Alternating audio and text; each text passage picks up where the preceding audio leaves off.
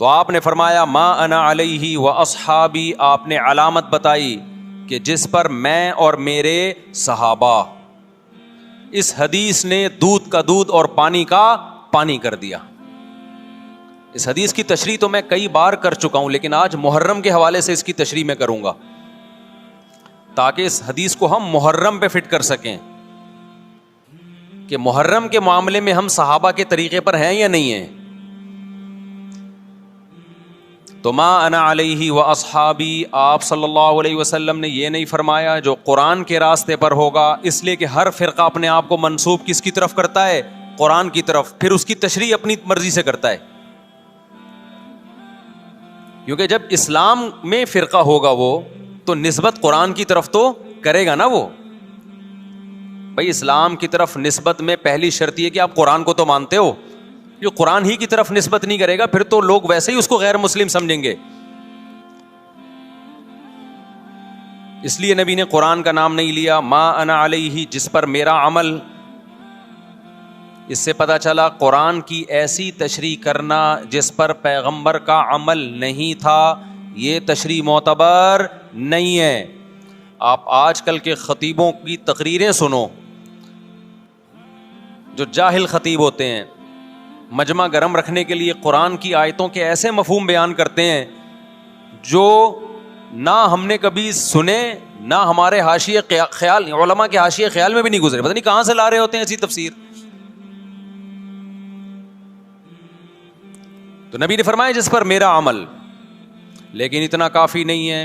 بعض لوگ قرآن اور نبی کے عمل کی ایسی تشریح کریں گے جس کو صحابہ بولو نہیں مانتے، جس پر صحابہ کا عمل نہیں تھا.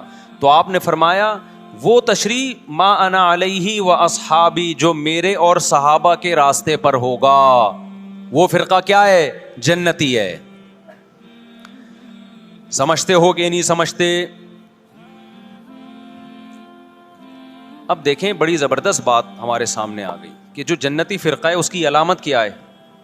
صحابہ کے راستے کو نہیں چھوڑے گا اور پیغمبر کے راستے کو نہیں چھوڑے گا. دیکھے گا پیغمبر کی کیا تعلیمات اور صحابہ نے اس پر کیسے عمل کیا.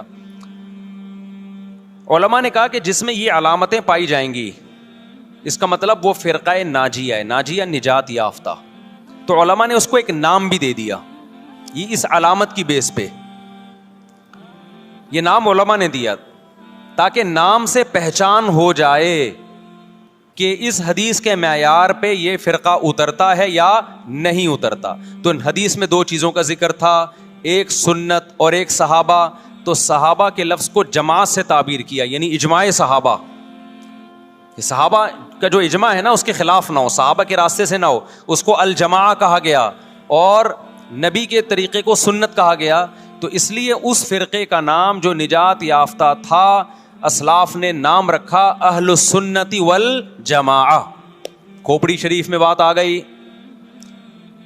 اہل سنت والجماعت جو حدیث کو بھی مانتے ہیں اور صحابہ کو بھی مانتے ہیں. لیکن ظلم یہ ہوا کہ بہت سے لوگ جو نہ سنت کو مانتے نہ صحابہ کو مانتے، انہوں نے اپنا نام اہل سنت والجماعت رکھ لیا.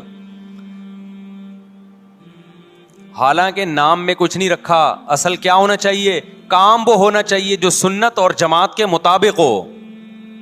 تو اب یہ نہیں کہ جو فرقہ بھی اہل سنت والجماعت کا لیبل لگا کے آ جائے آپ نے اس کو جنتی ماننا شروع کر دینا. نا نا نا نا نا، آپ نے علامت دیکھنی ہے کہ اس میں اہل سنت والجماعت والی علامتیں پائی جاتی ہیں، وہ عقیدے ہیں جو اہل سنت والجماعت کے ہیں، پھر تو ہم مانیں گے، ادروائز اس کو ہم فرقہ ناجیہ میں نہیں مانیں گے.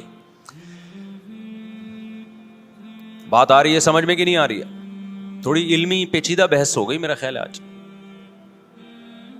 یہ فرقہ واریت نا ایک بڑا ٹاپک بن چکا ہے. ہر آدمی فرقہ واریت کے نام پہ منجن بیچ رہا ہے کہ میں فرقہ واریت نہیں مانتا، میں یہ مانتا ہوں. ابے تم بس کر دو یار، بس کرو. آپ باتیں کرنے پر گورنمنٹ کی طرف سے کوئی پابندی نہیں ہے، پریکٹیکل لائف میں نہیں چلتا یہ سب کچھ. تو جو اہل سنت والجماعت سچی مچی کے تھے، اب اہل سنت والجماعت میں بھی ہر آدمی اہل سنت والجماعت بنا ہوا ہے. اہل سنت والجماعت کی جو شارٹ فارم اردو میں آئی اس کو سنی کہا گیا. سنت سے نکلا یہ لفظ. اس کو کیا کہا گیا؟ بولو نا کیا ہو گیا؟ سنی. یہ اہل سنت والجماعت کی کیا ہے؟ کیونکہ اتنا ٹائم نہیں تھا پاکستانیوں کے پاس کہ وہ اتنا لمبا نام لیتے اہل سنت والجماعت، تو انہوں نے اس کو کیا کہنا شروع کر دیا؟ وی آر سنی. تو ہم کیا ہیں بھائی؟ فرقہ ہم 73 فرقوں میں ہمارا فرقہ کون سا ہے؟ ہم سنی ہیں، جو اہل سنت والجماعت کی شارٹ فارم ہے. یہاں تک بات کھوپڑی شریف میں آ گئی. اب جو سنی ہے نا، ان کے کچھ مخصوص عقیدے ہیں. وہ عقیدے ہوں گے تو آپ سنی ہوگے، وہ عقیدے نہیں ہیں تو آپ سنی نہیں ہے. لیبل لگاتے رہو. جیسے وہ بار بار میں چٹکلا سناتا ہوں نا کہ ایک آدمی نے چاول کی بوری پر، چینی کی بوری پر چاول لکھا ہوا تھا. لوگوں نے پوچھا بھائی اندر چینی ہے باہر چاول، کہتا ہے مکھیوں کو دھوکہ دینے کے لیے، مکھیاں بہت بیٹھتی ہیں. تو لیبل کیا لگا دیا؟ چاول کا، اندر کیا ہے؟ چینی. تو ایسے ہی بہت سے لوگ لیبل یہ لگاتے ہیں کہ اہل سنت والجماعت ہم سنی ہیں. لیبل انہوں نے سنی کا لگا دیا، اس فرقے کا لگا دیا جس کو ہم نجات یافتہ سمجھتے ہیں، لیکن اندر مال جو پڑا ہوا ہے وہ سنی والا مال نہیں ہے. تو یاد رکھو، چاول کے لفظ سے کیا مکھی دھوکہ کھا سکتی ہے اور بوری پہ نہ آئے؟ تو کیا سنی کے لفظ سے فرشتے دھوکہ کھا سکتے ہیں؟ یہ معاذ اللہ، اللہ دھوکہ کھا سکتا ہے جبکہ اندر مال سنی والا نہیں ہو. یہ ہو سکتا ہے کیا؟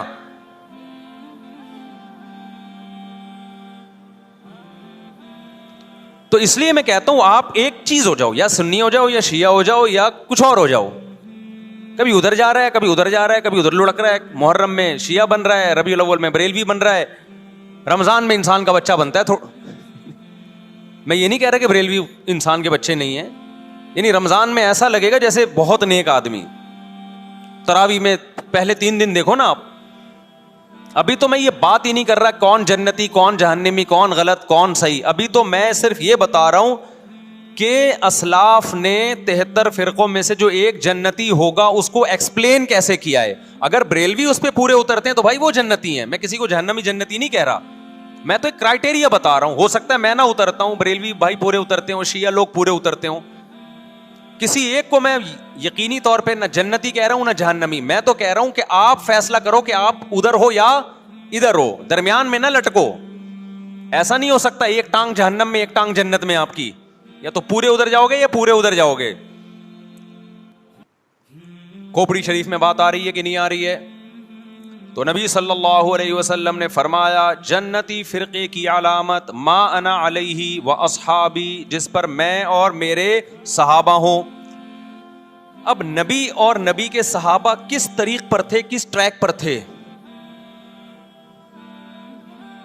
اس کو امام طحاوی رحمہ اللہ تعالی، جو حنفیہ میں بہت بڑے محدث گزرے ہیں، امام ابو حنیفہ کے شاگردوں کے شاگردوں کے شاگردوں میں تھے،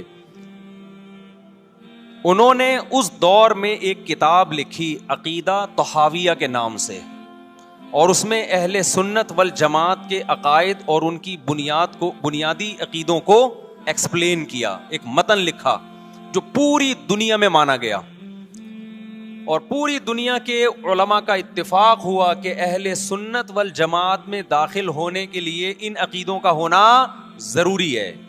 اہل حدیث نے بھی مانا اس کو. اب اہل حدیث کی یونیورسٹی میں پڑھایا جاتا ہے. حنفیوں نے بھی مانا، مالکیوں نے بھی مانا، شافعیوں نے بھی مانا، حنبلیوں نے بھی مانا. سعودی عرب کی یونیورسٹی میں بھی پڑھائی جاتی ہے. وہ لکھنے والے اگرچہ حنفی تھے لیکن وہ جو عقیدے تھے وہ سب کے ہیں. وہ اس سے اہل سنت غیر اہل سنت سے کیا ہو رہے تھے، ان میں فرق ہو رہا تھا. سمجھتے ہو کہ نہیں سمجھتے؟ اس کتاب کا نام کیا ہے؟ العقیدۃ الطحاویہ.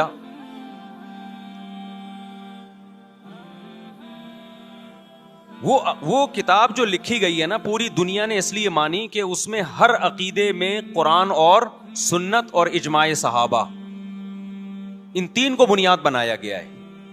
قرآن سے ہو، اور قرآن کی ایسی تشریح جو حدیث مانتی ہو، اور قرآن اور حدیث کی وہ تشریح جو صحابہ مانتے ہوں. لہذا اس وقت پوری دنیا میں جو اہل حق علماء تھے ان کا اتفاق ہو گیا، اور اب تک یہ اتفاق چلا آ رہا ہے کہ جو ان عقیدوں سے ہٹے گا وہ یا تو قرآن کے راستے پر نہیں ہے، یا نبی کے راستے پر نہیں ہے، یا صحابہ کے راستے پر نہیں ہے. اٹ مینس کہ وہ اہل سنت والجماعت سے خارج ہے. خارج کہہ کے ہم اس کو کافر نہیں کہہ رہے, کافر کہنا نہ کہنا یہ ایک الگ بحث ہے, کچھ کافر ہیں کچھ کافر نہیں ہے, لیکن وہ نجات یافتہ فرقوں میں نہیں ہے, بہرحال وہ اس فرقے میں نہیں ہے جس کی نبی صلی اللہ علیہ وسلم نے جنت میں جانے کی گارنٹی لی ہے. سمجھتے ہو کہ نہیں سمجھتے ہو؟ ابو نقیدوں میں کیا ہے بھائی؟ وہ یہ کہ اہل سنت والجماعت جب بھی کوئی مسئلہ نکالیں گے اس کی بنیاد 4 چیزیں ہوں گی: قرآن, حدیث, اجماع امت. یعنی ایسی تشریح کبھی نہیں کی جائے گی قرآن و سنت کی جو امت کے اجماع کے خلاف ہو, کیونکہ امت حدیث میں بہت دفعہ یہ ہے کہ امت گمراہی پہ جمع نہیں ہو سکتی. آپ ایسی تشریح کسی حدیث کی کر رہے ہیں جو کوئی بھی نہیں مانتا اب تک, اس کا مطلب آپ گمراہی پھیلا رہے ہیں. اور چوتھی چیز ہے قیاس. بعض مسائل قرآن و حدیث میں واضح نہیں ہیں لیکن قرآن اور حدیث میں ان کی طرف اشارے ہیں, تو مجتہد کیا کرتا ہے کہ وہ قرآن و حدیث کے ان معنی اور مضمون میں غوطے لگا کے وہ مسائل کا استنباط کرتے ہیں, زمانے کے حساب سے نئے نئے مسائل اخذ کرتے ہیں. سمجھتے ہو کہ نہیں سمجھتے؟